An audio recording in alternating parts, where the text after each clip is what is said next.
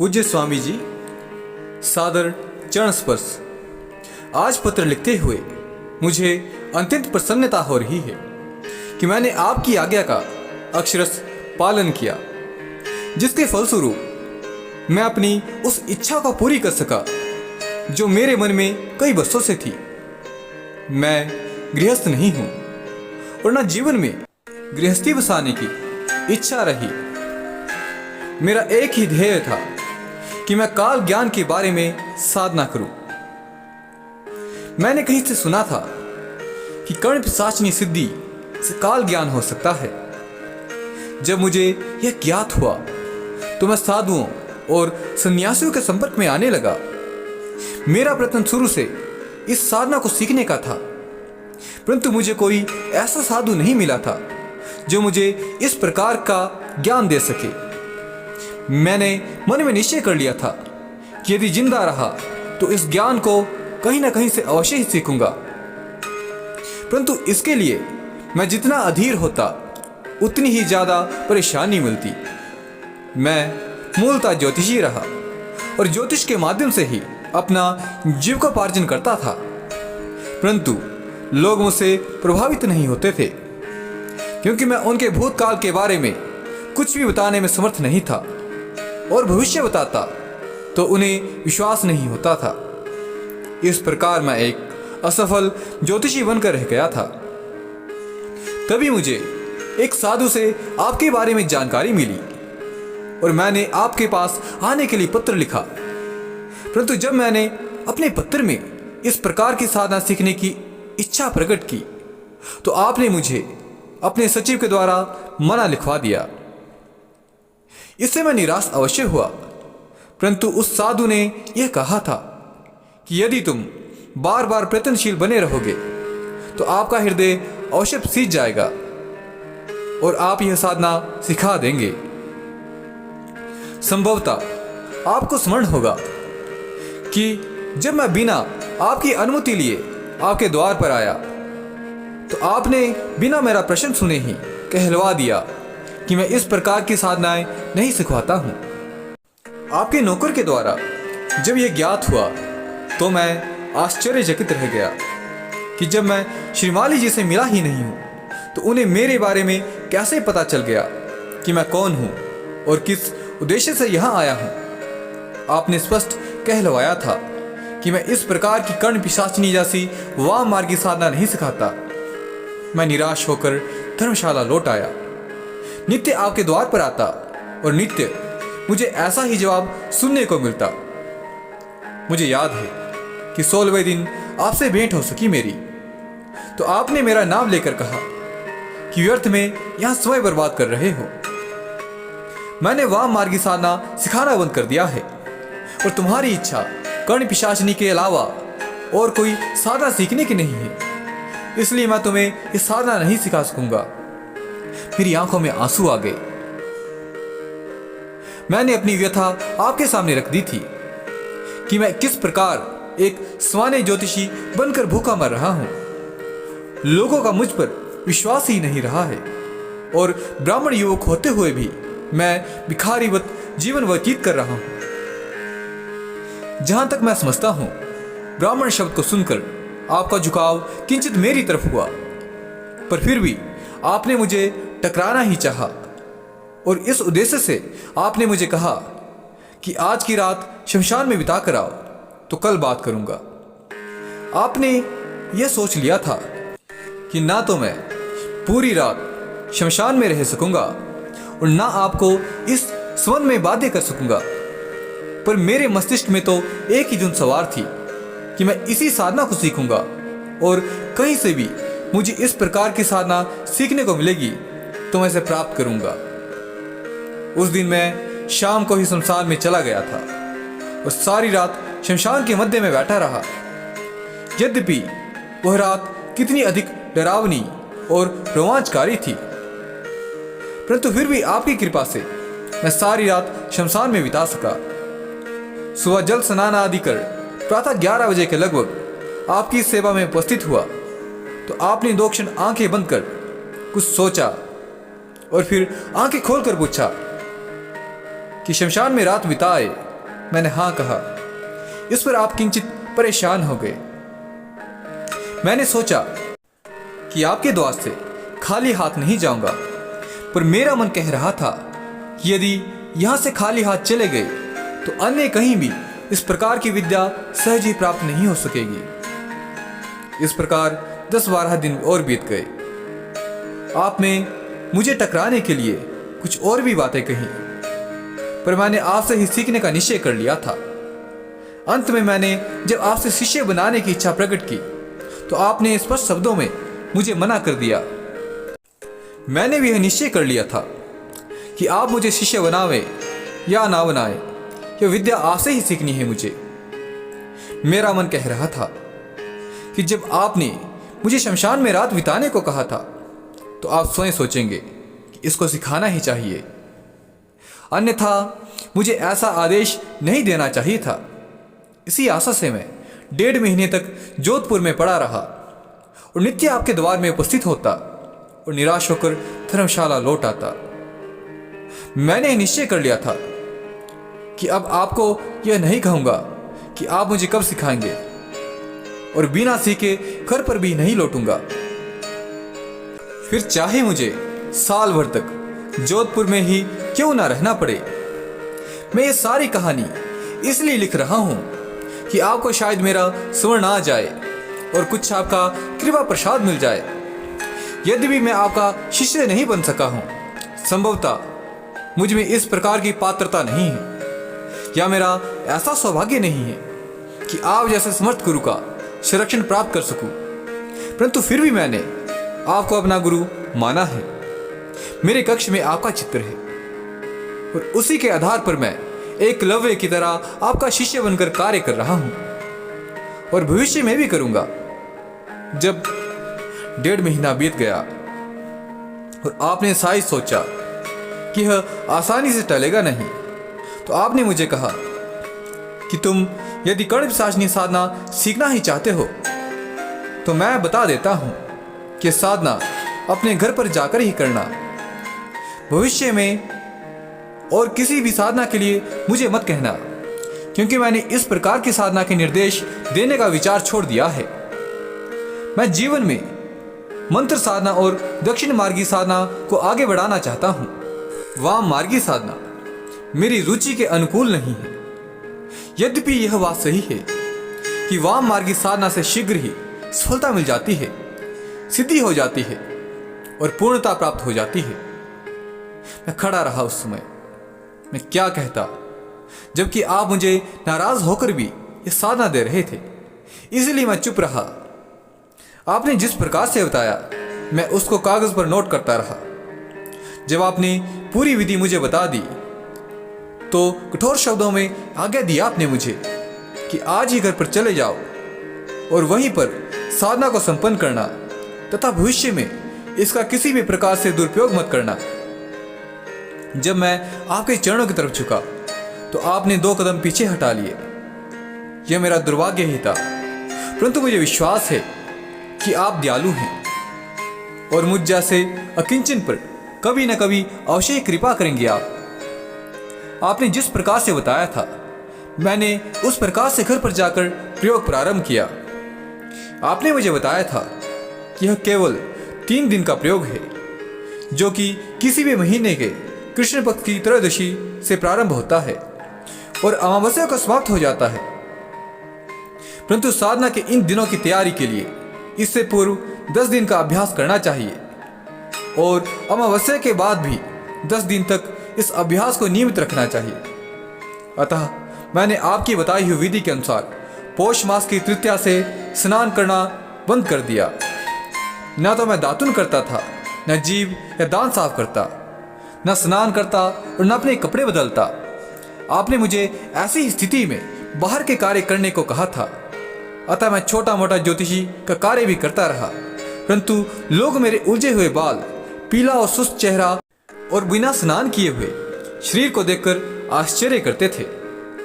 आपने जैसा बताया था मैं संध्या पूजन, तर्पण, मंदिर में जाना, गायत्री पाठ, वेद पाठ आदि सभी कार्य बंद कर दिए थे, क्योंकि आपने मुझे बताया था कि यदि इस प्रकार के कार्य करोगे तो कर्ण पिशाचिनी सिद्ध नहीं हो सकेगी और भविष्य में भी इस प्रकार के कार्य नहीं करने हैं। जिस बिस्तर पर मैं सोता उस बिस्तर को समेटता नहीं था। इसी प्रकार थाली में भोजन करने के बाद थाली को धोता नहीं था। अभी तो शाम को भोजन बनाकर उसी जूठी थाली में खाना खा लेता था। इस प्रकार मैं बराबर 10 दिन करता रहा।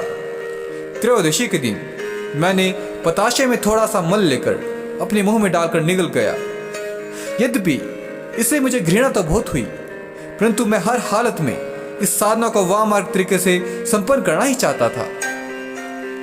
इस प्रकार त्रयोदशी से अमावस्या तक इन 3 दिनों में जब भी भूख लगती पतासे में या किसी अन्य वस्तु में अपना ही मल लेकर उसे निगल जाता और जब प्यास लगती तो अपना ही मूत्र छान कर पी लेता। त्रयोदशी की रात्रि को मैंने अपने घर के दरवाजे अच्छी तरह से बंद कर दिए और कमरे में बड़े बड़े 11 दीपक लगा दिए। प्रत्येक दीपक में आधे किलो से ज्यादा तेल था। इसके बाद मैं ऊनी कंबल का आसन बिछाकर दक्षिण की तरफ मुंह करके बैठ गया। इन 10 दिनों में स्नान न करने से मेरे शरीर में दुर्गंध आ रही थी। इस दिन प्रातः जो मल हुआ था उसे मैंने भोजन की थाली में ले लिया था और दिन को इसी मल का सेवन किया था। बाद में जो बच गया था वह मैंने रात्रि को 11 बजे सर्वथा नग्न होकर अपने पूरे शरीर पर लेप कर दिया था। ललाट पर अपने ही मल से तिलक किया था और बालों में भी इस मल को अच्छी तरह से लगा दिया था। मैं जिस आसन पर बैठा उसके चारों तरफ मैंने दीपक लगाकर उनके मध्य में बैठ गया। इसके बाद मैंने पहले ही से ही हड्डियों की माला तैयार करके रखी थी, जो कि मैंने एक दिन रात्रि को शमशान में जाकर एक कब्र खोदकर उसमें से हड्डियां निकालकर माला बनाई थी। उस माला में 54 छोटी छोटी हड्डियां थी, जो इस प्रकार यह 54 हड्डियों के टुकड़ों की एक माला बन गई थी। इस प्रकार की मैंने 2 मालाएं बनाई थी, जिसमें से एक माला मैंने गले में पहन रखी थी और एक माला मैंने अपने हाथ में ले रखी थी। इसके बाद आपने मुझे कर्ण पिशाचिनी मंत्र जप करने का निर्देश दिया था, अतः मैंने इसी नग्नावस्था में बैठकर जप प्रारंभ किया। आपने जो मुझे मंत्र सिखाया था वह इस प्रकार था। साधकों के हित के लिए मैं इस मंत्र का यहां वर्णन नहीं करना चाहता हूं। इस मंत्र का मैं निरंतर जप करता रहा। आपने मुझे बताया था कि 115 मालाएं निरंतर जपनी है। यदि जप के दौरान लघु शंका हो तो उसी आसन पर लघु शंका कर ली जाए। यदि मल विसर्जन की शंका हो तो उसी आसन पर मल का विसर्जन कर ले और मंत्र पढ़ते पढ़ते ही उसी मल को शरीर पर लेप दें। मूत्र को भी बाएं हाथ में लेकर अपने शरीर पर छिड़कते रहे। मैंने ऐसा अनुभव किया कि जब मैं 21 मालाएं पूरी कर चुका तो मुझे जोरों से लघु शंका हुई और जो भी मूत्र हुआ वह मैं बाएं हाथ में लेकर अपने मुंह पर और शरीर पर छिड़कता रहा।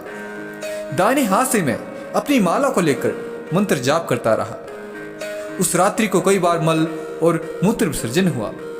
मैं आश्चर्यचकित था, इससे पूर्व ऐसा कभी नहीं हुआ था। सारा कमरा दुर्गंध से भर गया था। उस कमरे में सांस लेना भी कठिन हो रहा था। फिर भी मैंने 115 मालाएं पूरी की। जब समाप्त हुआ उसमें प्रातः 5 बज चुके थे। जब समाप्त करके मैं आसन से उठा और कमरे में ही सो गया। आपने मुझे निर्देश दिया था कि कमरे में ही रहना है, बाहर जाने की आवश्यकता नहीं। प्रातः 6 बजे के लगभग मुझे जोरों की भूख लगी और कुछ ऐसा लगा कि जैसे मैं महीने भर से भूखा हूं और यदि तुरंत भोजन नहीं किया तो शायद प्राण समाप्त हो जाएंगे। उसी समय मल विसर्जन भी हुआ। उसी मल से ही मैंने यथासंभव क्षुधा और मूत्र से अपनी प्यास को शांत किया। एक क्षण के लिए मेरी आंखों में आंसू आ गए कि आपने मुझे मना किया था वह ठीक था। आपकी आज्ञा मान लेता तो मुझे इतना पतित नहीं होना पड़ता। मेरा ब्राह्मणत्व समाप्त हो गया था और मैं एक पिशाच की तरह उस कमरे में बैठा हुआ था। चतुर्दशी की दोपहर को मैं उसी कमरे में लेटा हुआ था जमीन पर कोई वस्त्र बिछा हुआ नहीं था। मैं सर्वथा नग्न था। तभी धीरे से दरवाजा खुला। कुछ ऐसा अनुभव हुआ जैसे कि कोई कमरे के अंदर आया हो, जबकि मैंने मुख्य द्वार का दरवाजा पूरी तरह से बंद रखा था और अन्य कोई दरवाजा ऐसा नहीं था जिससे कोई अंदर आ सके। मैं सजग था। मेरी आंखें खुल गई। प्रमाण प्राप्त करने के लिए अपने हाथ से शरीर की चुकोटी भी काटी तो मुझे दर्द सा हुआ। अतः स्पष्ट था कि मैं सजग था। मैंने देखा कि एक स्त्री कमरे में आई है जो कि सर्वथा नग्न है। उसकी आयु 25 से 30 वर्ष के लगभग रही होगी। दिखने में वह मध्यम स्तर की सुंदरी लग रही थी और मेरे पास आकर साथ में लेट गई। मैं उसे देखकर हड़बड़ा गया और उठ बैठा तो उसने जबरदस्ती मुझे अपने साथ लिटा दिया और धीरे धीरे मेरे गुप्तांग पर हाथ फेरने लगी। मैं हतप्रभ था कि कर्तव्य विमूढ़ सा मैं और करता भी तो क्या करता। मेरे मन में एक अजीब सा भय व्याप्त हो गया था। उस तरफ देखने का साहस नहीं जुटा पा रहा था, परंतु वो बिना किसी हिचकिचाहट के निर्लज सी मेरे गुप्तांग पर हाथ फेरती रही और मुझे काम करने के लिए प्रेरित करती रही। परंतु सहवास नहीं हुआ और लगभग 4 बजे के आसपास से वो उठकर अदृश्य हो गई। मैं बस सा हो गया था और निश्चय कर लिया था कि इस साधना को छोड़ दूं, परंतु आपने मुझे बता दिया था कि यदि साधना प्रारंभ करने के बाद बीच में छोड़ दी तो वह पिशाचनी तुम्हें उसी समय समाप्त कर देगी। इस साधना में या तो सफलता ही मिलती है या मृत्यु प्राप्त होती है। मैं उठ बैठा। कमरे में कई बार मलमूत्र होने से एक अजीब सी दुर्गंध भर गई थी जिससे मेरा माथा फट रहा था, परंतु मैं कमरे में पड़ा रहा। रात्रि को लगभग 11 बजे मैं पुनः सभी दीपक जलाकर आसन पर बैठ गया और पहले ही दिन की तरह ही मंत्र जप प्रारंभ किया। मेरी रुचि इस साधना से समाप्त हो गई थी और मैं जो कुछ भी कर रहा था बेमन से कर रहा था। मेरी यही राय है कि किसी भी व्यक्ति को इस प्रकार की साधना वह मार्गी तरीके से संपन्न नहीं करनी चाहिए। अघोरी ही इस कार्य को कर सकते हैं। खैर, मेरा जप निरंतर चालू रहा, पर घंटे भर बाद ही वो स्त्री मेरे पास आकर बैठ गई जो दोपहर को मेरे साथ आकर लेटी थी। उसके दांत बाहर को निकले हुए थे। सिर पर छोटे छोटे बाल थे। बालों में सिंदूर भरा हुआ था और गले में हड्डियों की माला पहने हुए थी। इसके अलावा वो पूरी तरह से निर्वस्त्र थी। वो पास में बैठकर अत्यंत प्रसन्न हो रही थी और वह मेरे गुप्तांग के साथ बार बार खेल रही थी। कभी वो उस पर हाथ फेरती, कभी मेरा चुंबन लेती, तो कभी मेरी कमर में हाथ डाल देती। मैं पसीने पसीने हो रहा था, परंतु फिर भी मेरा मंत्र चालू रहा। इसी बीच 5-6 बार मलमूत्र विसर्जन हुआ तो उस स्त्री ने ही लेकर मेरे पूरे शरीर पर और अपने शरीर पर चुबड़ दिया। इस प्रकार प्रातः 5 बज चुके थे और जब समाप्त होते ही वो उठकर दरवाजे के बाहर निकल गई। मैं आसन से उठकर पास ही कमरे में लेट गया। मैं इस माहौल में लगभग अर्ध विक्षिप्त सा हो गया था। मैंने इस साधना को समाप्त करने की सोच ली थी, परंतु मृत्यु भय से मैं ऐसा नहीं कर सका। अमावस्या के दिन मैं कमरे में ही लेटा रहा। लगभग 12 बजे वह स्त्री पुनः आकर मेरे पास आकर लेट गई। उसे लेटते देखकर मैं उठकर खड़ा हो गया तो उसने उठकर मेरी कमर में जोरों से लात मारी और मुझे साथ में लेटने पर विवश कर दिया। आज उसने मेरे शरीर के साथ कई बार खिलवाड़ किया और सहवास के लिए प्रेरित किया। लगभग 3 बजे उसने जबरदस्ती से सहवास क्रिया शुरू की और समाप्त होते ही वो उठकर मेरे कमरे से बाहर चली गई। मैं भय, पश्चाताप और ग्लानि से दुखी हो रहा था। मैं इसी प्रकार कमरे में पड़ा रहा। ऐसा लगा जैसे मैं एक भयानक षड्यंत्र में फंस गया हूं और निकलने का कुछ चारा नहीं है। रात्रि के लगभग 11 बजे मैं अत्यंत बेमन से उठकर आसन पर बैठ गया और चारों तरफ दीपक लगा दिए। आज का माहौल मुझे अत्यंत डरावना और विभत्स लग रहा था। कमरा दुर्गंध से भर गया था। मेरा शरीर मलमूत्र से सना हुआ था और मेरे दिमाग की नसें दुर्गंध के मारे फटी जा रही थी। जब समाप्त होते ही वह स्त्री कमरे में आ गई और आकर सीधे ही मेरी गोदी में बैठ गई और अपना दाहिना हाथ मेरे गले में डाल दिया।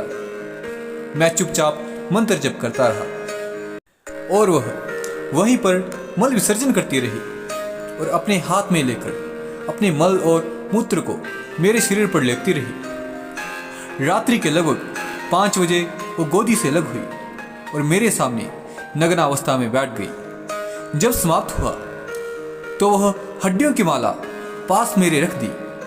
उसने कहा कि मैं ही तुम्हारी प्रियतमा हूं और अब जिंदगी भर तुम्हारे साथ रहूंगी और तुम्हारा कार्य करूंगी। पर यदि तुमने मुझे कभी छोड़ना चाहा तो मैं तुम्हें समाप्त कर दूंगी।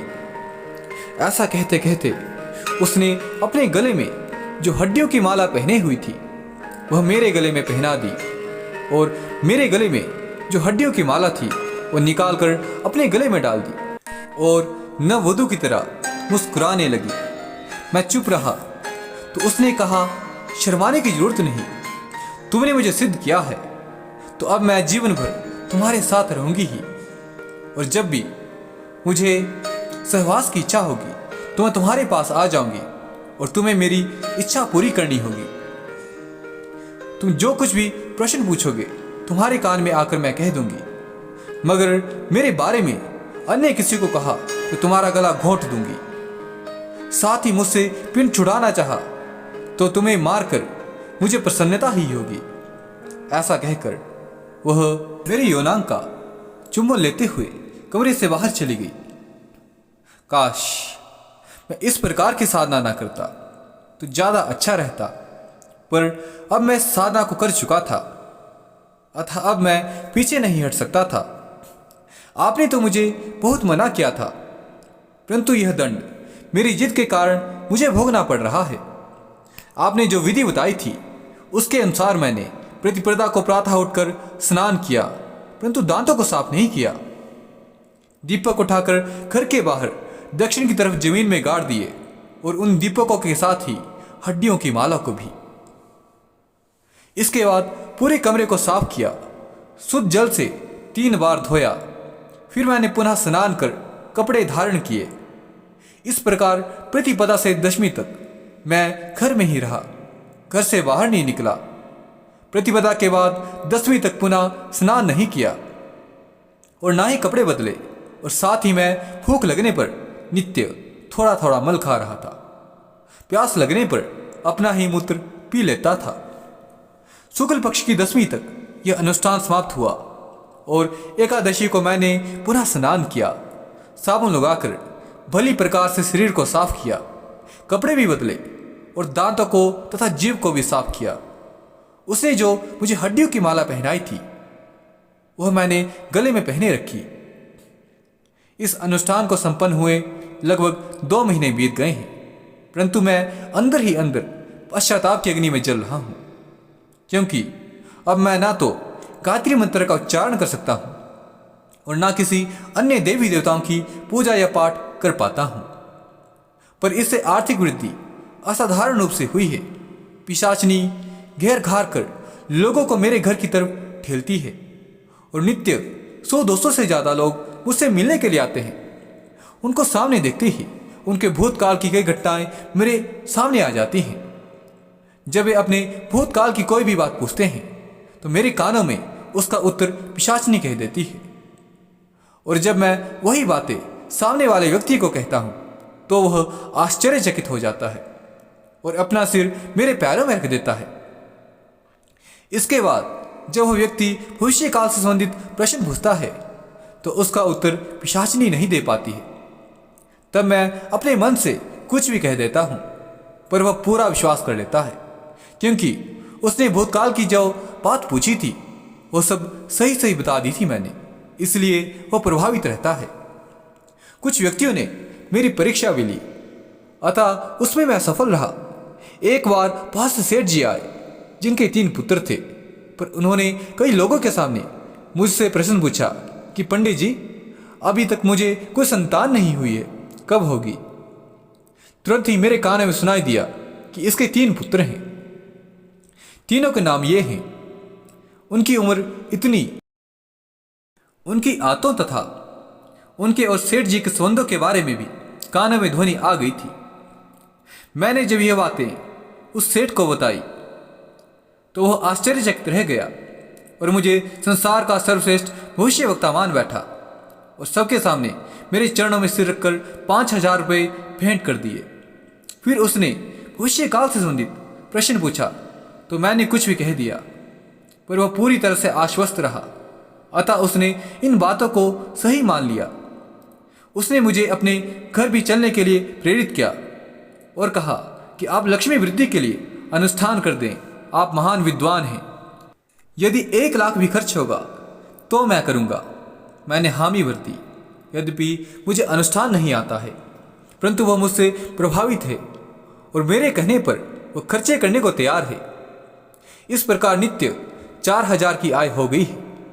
आर्थिक दृष्टि से संपन्नता बढ़ती जा रही है, परंतु मैं अंदर ही अंदर खोखला होता जा रहा हूँ। मेरे जीवन की सारी खुशियाँ छिन गई हैं। वो पिशाचनी 15-20 दिनों के बाद रात्रि को आती है और जबरदस्ती मेरे शरीर के साथ खेल करके चली जाती है। ऐसा लग रहा है कि मैं इससे पिंड नहीं छुड़ा पाऊंगा। मैं संसार की दृष्टि से सफल हूँ, संपन्न हूँ, विद्वान और त्रिकालज्ञ हूँ। बड़े से बड़ा सेठ मेरे सामने आकर गिड़गिड़ाता है, इससे मेरे अहम की तुष्टि होती है, परंतु फिर भी मैं मन से प्रसन्न नहीं हूँ। चित्त में शांति नहीं है और जीवन में किसी भी प्रकार का उमंग या उत्साह नहीं रह गया है। मैं समझ गया कि आपने मुझे शिष्य क्यों नहीं बनाया, आपने मुझे क्यों नहीं फटकारा था, इस साधना को करने के लिए बार बार मना क्यों किया था। अब मेरी समझ में आया है, मैं वास्तव में ही बड़ा अधम और पापी हूँ। ब्राह्मण ना रहकर कसाई सा हो गया हूँ। अतः इन पवित्र ओंठों से आपके जैसे महापुरुष का नाम लेना भी मेरे लिए पाप के समान है। पर आप दयालु हैं, कई प्रकार की सिद्धियों के स्वामी हैं। मैं दीनहीन आपके चरणों की रज हूँ। मेरी एक विनती है कि आप कोई ऐसा तरीका बताइए कि जिससे मैं इससे मुक्ति पा सकूं। मैं इस साधना से पूर्व जैसा था उसमें ज़्यादा सुखी था। मैं वापस वैसा ही बनना चाहता हूँ। इस पिशाचिनी से मुक्ति चाहता हूँ और यह मुक्ति आपके अलावा और कोई नहीं दे सकता मुझे। मेरा प्रत्येक क्षण दुखमय बन गया है। हर क्षण उसके आने की आशंका रहती है। उसकी काम क्रीड़ा से, सहवास से मेरा पूरा शरीर पस्त हो जाता है और ऐसा लगता है शरीर का सारा खून निचुड़ गया हो। इस ग्लानि में शायद मैं ज़्यादा दिन नहीं जी सकूंगा और मरने के बाद भी मेरी आत्मा भटकती रहेगी। यह पत्र दुखी हृदय से लिख रहा हूँ। पूरा पत्र रोते सकते हुए लिखा है मैंने। मैं एक बार, केवल एक बार आपके द्वार पर भिखारी के रूप में आना चाहता हूँ, केवल इसीलिए कि आप मुझे इस साधना से मुक्ति दिला सके। कोई ऐसी विधि बताएं जिससे कि मैं इस सिद्धि से मुक्ति पा सकूं और सामान्य मानव बन सकूं। मैं आपका कोई हित नहीं कर सका हूं। मैं किसी भी प्रकार से आपके योग्य नहीं हूं। मैं आपका शिष्य कहलाने के काबिल नहीं हूं, पर फिर भी ब्राह्मण हूं और आप ब्राह्मणों पर कृपा करने वाले हैं। इससे भी ज्यादा आप में मानवता है, दया है, शक्ति है और ऐसी सिद्धियां हैं जिससे आप मुझे वापस मानव बना सकते हैं।